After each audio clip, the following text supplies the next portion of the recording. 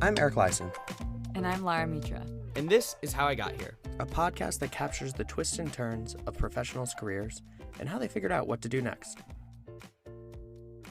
We are two business school students at MIT Sloan and former consultants who are looking for inspiration on how to navigate our own careers. We hope that these conversations also help you figure out what it is you want to do and how you'll get there. This is the second part to our interview with John Harthorne, founder and former CEO of MassChallenge. If you didn't get a chance to listen to the last episode, we'd recommend you pausing this one and putting that one on first. In this episode, we delve into the details of how John built MassChallenge and why early-stage entrepreneurship is the job that excites him most. We'll be right back after the break.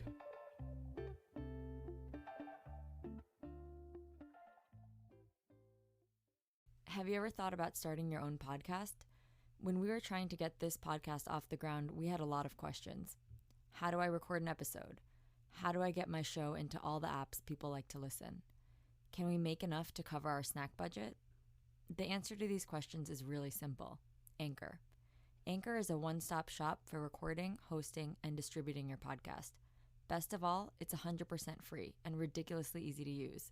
And now, Anchor can match you with great sponsors who want to advertise on your podcast. That means you can get paid to podcast right away. In fact, that's what I'm doing right now by reading this ad. Go to anchor.fm/start to join us. In the last episode, we ended where John was leaving Bain & Company to start MassChallenge. To get us started here, we're going to have John remind us what was his reasoning for making this move from being a consultant to starting something new. That was the logic. Was I was really unhappy. It is kind of like my general motivator for everything again, is like I do things until they upset me and I become incredibly frustrated and either bored or annoyed with them. And I think at Bain it was a little bit of both. I wasn't totally bored, but I was really frustrated and unhappy with the nature of the work and my specific project at that time. And I thought the prognosis for my future was really grim. And so I thought, I got to change. I have to do something else. And then out of desperation, I just brainstormed like crazy.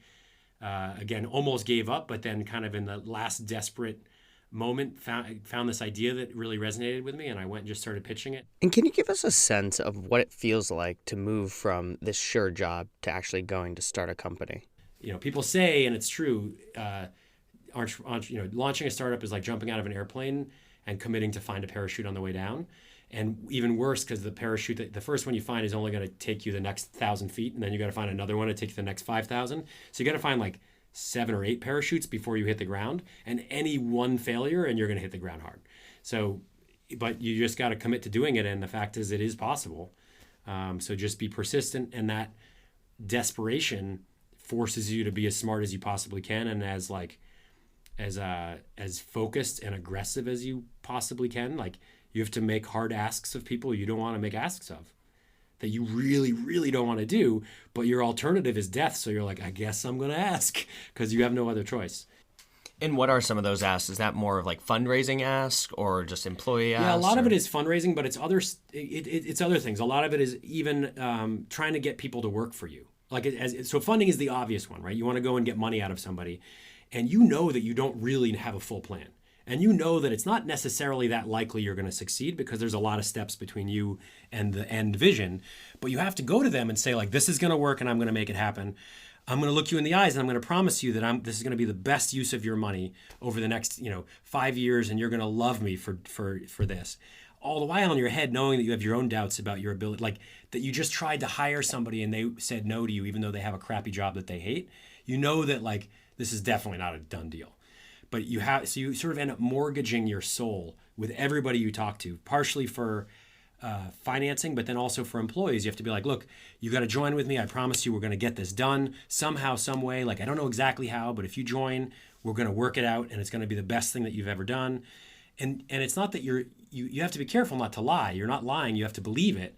But you also, part of you still knows that, like, this isn't really a sure thing. Right? And you have to tell them that too. You have to be honest with people. But it's just a very hard game to play. And you know that, like, failure in either funding, employees, even office space, getting like free software from people, getting like, we would go to events that were totally unrelated, or like that were startup events, right? Like somewhere at MIT or at the Microsoft Nerd Center, but where we didn't know the organization or the people. And we would go up and just be like, hi, I'm John. I'm launching this thing called MassChallenge. Can I just borrow the mic for like 2 minutes at the very beginning of your event so I can just talk to the crowd? And they'd be like, what? Who the hell are you again? What is it called? And it's like, it's called MassChallenge. It's a nonprofit. We're helping startups. I just want to announce that, and I'll get off the stage. And then you would take like 8 minutes and make them kick you off the stage. You just had to be like guerrilla style, aggressive marketing because of this desperate fear that it won't work. And it gets worse and worse because you promise more and more people it's going to work. And now if it fails, it's not just you. It's like 25, 30, 50, 500 other people that you promised that have like joined your team now and are part of this mission. And if you fail, you have to go and apologize to every one of them. And it's become so nerve-wracking and just difficult. So you just push. So how did you build that courage and that thick skin in the first place, where you're getting rejected by someone who doesn't want to come on board, but then you're turning around and pitching it to someone else? How do you get resilient like that? So for me, honestly, I was pretty naive. And I think that was like a real strength. And even I remember now from early pitches that people were like, wow, you have no idea what you're getting into. But like, I want you to do this and you might actually pull it off. So I'm not going to tell you how hard this is going to be. I just thought like, this is a great idea. The world will love it and it will throw money at me. This will be like a huge famous success story within 3 months. Like I'll get I thought I was going to raise $50 million in 3 to 5 months. No problem. Just on the back of the idea is genius. And it's going to like bring us out of this economic hole. And we're going to create all these $1 billion success stories. Who wouldn't want to be part of that? So how did those first few meetings go? At the first few meetings, people would laugh and be like, oh, are you serious? That's like, you think, okay.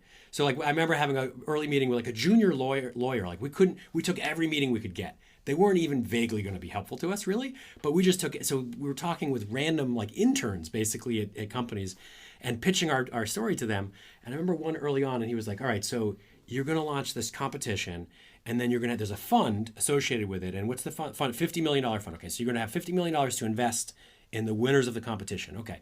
Have you, how many startups have you invested in before in your history? It was, none. So you're not invested in one startup. You have no experience investing in startups. No, zero, none. Okay. So you've never run a fund before? No. Okay. Have you raised money before for anything? Like, I was like, I did a bike race. I raised $1,000 for the AIDS ride. $1,000. Okay. So $1,000, $50 million. You think that's the logical?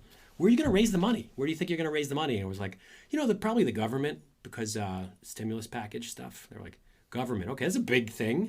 Do you have a specific department in mind or like an area of the government? And we're like, probably the federal part, the part near the president, that part of it probably.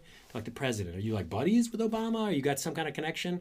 And you just start to like realize as you're telling your story how quickly it comes unraveled and how incredibly foolish it is. But then you're already in it. Like I'd already quit. We already had like people signed up as advisors. And the people that do this for a living now, they know that that's like part of the first step is that you're desperately wrong about 80% of your idea. And that's okay. That's the normal part of that path. The only question is, are you going to recover? Or are you going to like start crying and give up? Because it's pretty devastating to realize how incredibly stupid your idea is. And once you start to realize that, not just one part of it, but across, you're like, holy shit, there's only 10 parts to this plan and like 8 of them are incredibly dumb and unrealistic. I don't like, holy shit. Like there's only one good idea and then like we've got a pretty good background. That's what we got going. Holy shit. All right. So you have your first few meetings and you start to realize that you might not have fully thought through this idea before you made the jump. What did you do to get through that? And then you just start to fix them one at a time. And so you start to ask people like, well, what do you think we should do? Like how should we do that? And we'd be like, okay, we can't raise money from the government, from the federal government. Where should we get it? And they'd be like, we should talk to the state government. All the stimulus money was passed down to the states. So now the governor has control over it, and he's much more approachable than the president. Like you could probably get a meeting with the governor for this. And in fact, it's the Secretary for Economic Development, Housing and Economic Development who controls the key decision. So you can go for him, and he probably is much more accessible than the governor. And then you're like, all right, so that's who we're going to get. So then you just change your slide. We used a lot of like consulting methodologies, like sort of answer first, which is, hypothesis-driven decision-making, where you're like, we're going to write down what we think the answer is. And then we'll go in and share it with people, and they'll critique it and we'll be like, oh, that part's wrong. So how would we do that part? And then you just adjust that part of the hypothesis, look at it and say, oh, the rest of it still works. It's fine. And then you just keep improving it until people are like, damn, that's a pretty good idea. That's good. That'll probably work. How do corporates get involved? What can I do? Can I be on the board or something? How do I? And then you're like, well, you could, but it's going to cost you money. And then you start then the leverage flips from you being a complete fool to you having something pretty attractive, and having talked to 2,000 people, you're like, I know that Microsoft is interested. And I'm pretty sure the state is, we're going to get the backing of the governor who's going to announce it. And, there's a couple of billionaires that I think might really get involved and engage. And then all of a sudden it starts to become like, well, this is going to happen. I don't want to miss out. And then you stop having to wait in line to talk to people, and people start calling you, and the game just changes all of a sudden, and it becomes much more comfortable, at least till the next step function. And then it becomes terrifying again. Could you tell us more about how you found mentors and what sorts of things you asked them? How did you engage them best? I ran this conference, the Global Startup Workshop, and Desh Deshpande was one of the speakers. Desh I didn't know that well, but he spoke and I liked him, and I think he had a good experience. And so I kept him in mind as like, all right, he's a superstar. So I won't go to him first. I got to make sure it's not a completely dumb idea initially. I'll get it a little bit smarter.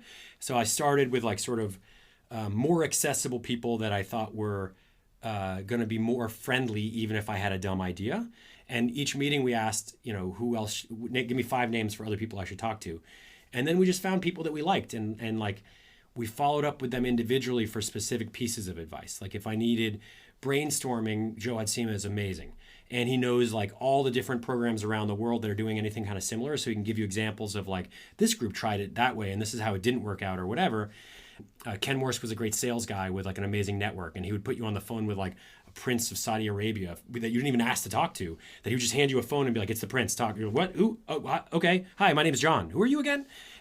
But you would get these amazing contacts with like potential sources of funding and like just experience, and he would teach you like, just give us like basic tips, and you sort of piece it all together and cobble it together. And then by the time we got to Desh, it was like a pretty good idea. And he liked it. And then he gave us introductions. We asked him to sign a letter of support. We had like a bunch of the pieces together. And then he became a huge advisor and mentor for pretty much forever since then. But certainly for that next stage, he became the main person that we relied on. He introduced us to like 30 people. They took every single meeting. Presidents of universities will clear their schedules to take a meeting that Desh recommends, because he's that like respected and renowned. And so it just upped our game massively overnight. And then he sent us on go fetch missions. He'd be like, all right, it seems like a pretty good idea. Somebody should do it. That was the first thing and we were like, well, we're doing it. And he was like, oh, you're doing it though? Are you serious about it? Or are you just messing around? We're like, no, we're serious. This is what we do. Is have you quit your jobs? And we're like, yeah, we all have quit our jobs. This is all we do. And he goes, oh, well then I'll help you. He needed he had like sort of a series of checkpoints. First checkpoint is you have to be fully committed. Because if you're not committed, why the hell should I commit?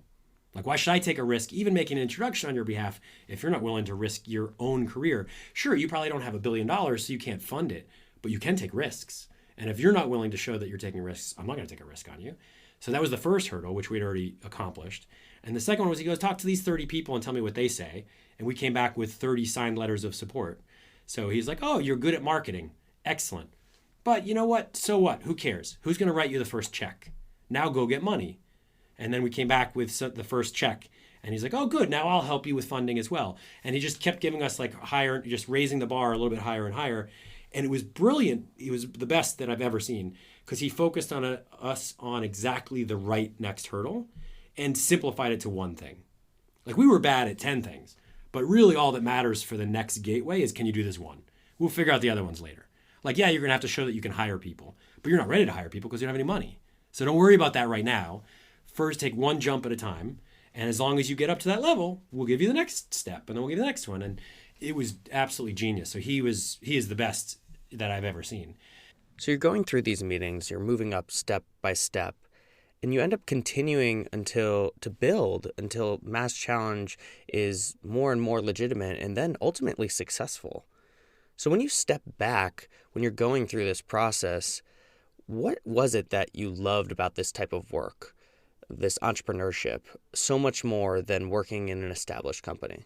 Part of the beauty of entrepreneurship, more so than consulting or being a CEO of an established company or almost anything else that you can do, right, is that especially for the early stage, which is 10 plus years in entrepreneurship, right? For a new startup, it's constantly changing. So you don't even have to choose something new. It's always different. When your 5-person company is totally different than a 25-person company, is totally different than an 80-person company. A company with 1 location is totally different than a company with 2 locations, and with $1 million in revenue versus $20 million in revenue. There's massive. They're not just incrementally different. There are step function changes within there that are pretty constant. And as you grow, you get multiple step function changes simultaneously. So that itself becomes a new change. That is a new step function change. So that's part of the beauty of startups, is that they keep you constantly engaged and you're always being challenged in a new and different way. But of course, the definition of a startup is that it's continuously growing. And so at what point did you find that the startup had grown so large that it didn't give you the same energy and excitement that it originally did? It is, for me, it's up until probably about, it starts to become less exciting for me personally around the time you have to have an HR department and proper policies, and because you sort of you inject bureaucracy into the system. It changes the way that you have to behave and make decisions from one of a more live in the moment, just make the decisions that seem right, that you can make almost as a group, because you can be small enough to talk together at any given time and know everybody's personality and how things are going to play out. And there's a sense of kind of understanding, almost like a family. So for me, that's when I start to feel a break, but it will be different for everybody. And it remains really challenging, even beyond 100 employees, but launching our first external office, we launched in London. So in a different regulatory environment, different country, obviously, similar language, let's say, same basically, but not identical. Similar culture, but actually surprisingly different, and different economic environment, and different sense of philanthropy and corporate engagement with startups. So we had to learn a huge number of lessons, and then we rapidly added 3 new locations the year after that. So all of those things constantly keep you engaged, and that's why I love startups. So that kept it really fun and exciting. It was the last 3 to 5 years, I would say the size of the steps just became smaller. So it was still exciting. I just noticed it's no longer quite a vertical curve. It's starting to plateau. And then for probably the last 12 to 18 months, I felt like it was pretty flat. And so at the point where you start to get bored, what was your role like at MassChallenge? What were you doing? It became more and more an operating role where you're kind of just hiring people and managing people and running a pretty standard, it's an aspirational company and it's inspirational and we're doing great things. And I think MassChallenge is a great organization, so it's not a knock on the organization. It just it didn't speak to me in the same way as it did in the early years when it was an incredible struggle and really complex. And so as I started to get incrementally more bored, I started to become more and more aware that I'm coasting again. This is the same thing that you hated before, and it leads to depression and super unhappiness. You can add new layers, okay, let's expand. Let's launch a new office. But at some point, if it feels artificial, if it gets out of whack with the strategy of the organization, or if there's disagreement over it, you start to wonder, am I imposing complexity on this organization unnecessarily? And is it that just to satisfy my drive? Is it really necessary? And so I have a lot of heart-to-hearts with my advisors and the board and with other staff members to be you know what, I think it's better for the organization and for me if I pick something new. And then and for me, again, classic style is I'll be I'll declare what I think it is, but then I quit before I had worked out any kind of business plan, no funding raised, pretty unvalidated business model. So lots and lots of risk.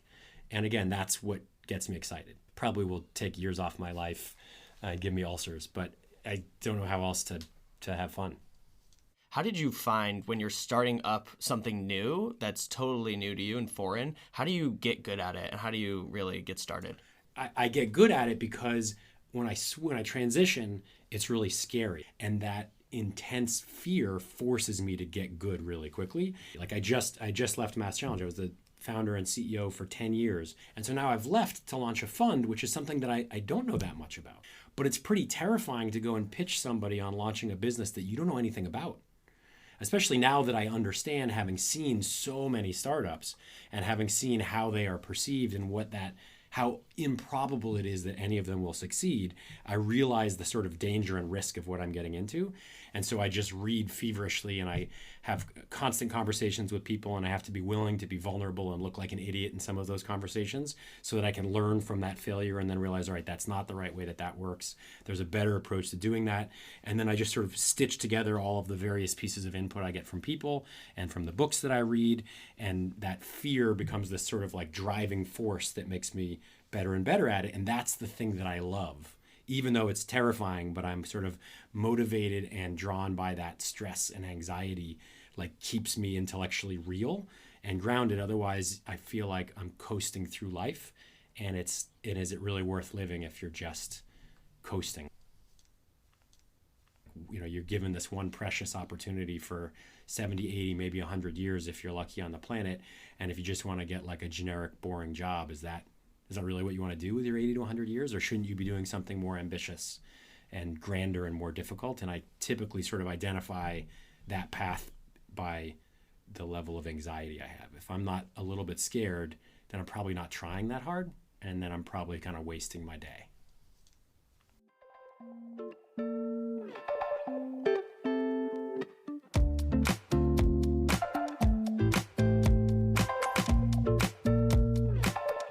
You can find more episodes of How I Got Here wherever you listen to podcasts. If you like this episode, please consider sharing. It really helps. Do you know the perfect person for us to interview next? Or do you want to be on the podcast yourself? Check out our website at howigotherepodcast.com. We'll be back with more episodes soon.